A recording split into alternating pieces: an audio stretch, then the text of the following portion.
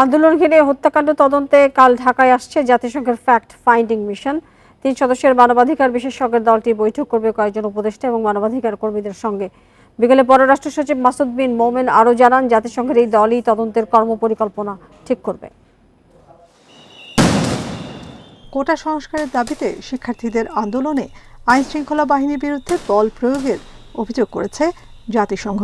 সম্প্রতি সংস্থাটির প্রতিবেদন দিয়েছে 16 জুলাই থেকে 11 আগস্ট পর্যন্ত অন্তত 650 জন নিহত হয়েছে। অভিযোগ করা হয়েছে ব্যবহার হয়েছে প্রাণঘাতী আগ্নেয়াস্ত্র। এসব অভিযোগের নিরপেক্ষ ও আন্তর্জাতিক মানের তদন্ত করতে ঢাকায় আসছে জাতিসংঘের প্রতিনিধি দল।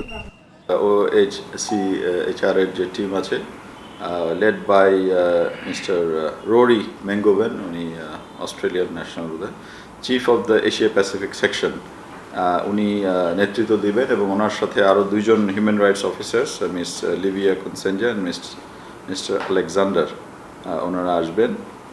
ওনারা থাকার কথা আছে ইনিশিয়ালি 28 আগস্ট পর্যন্ত, তবে ওনারা হয়তো এক্সটেন্ডও করতে পারেন। বিশেষজ্ঞ এই দলটি আলোচনা করবে অন্তর্বর্তী সরকারের সঙ্গে। তারাই মাঠ পর্যায়ের তদন্তকারীদের জন্য কর্মপরিকল্পনা ঠিক করবে। 28 আগস্ট পর্যন্ত নানা জনের সঙ্গে বৈঠক করবে তারা।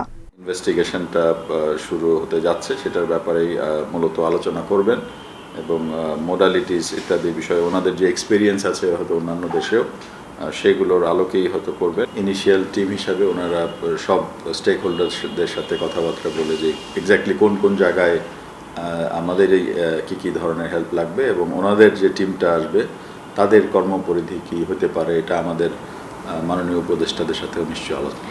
পররাষ্ট্র সচিব আরও জানান, সেপ্টেম্বরে যুক্তরাষ্ট্রে জাতিসংঘের অধিবেশনে যোগ দিতে পারেন প্রধান উপদেষ্টা। নাফিজুদ্দৌলা, ইন্ডিপেন্ডেন্ট নিউজ, ঢাকা।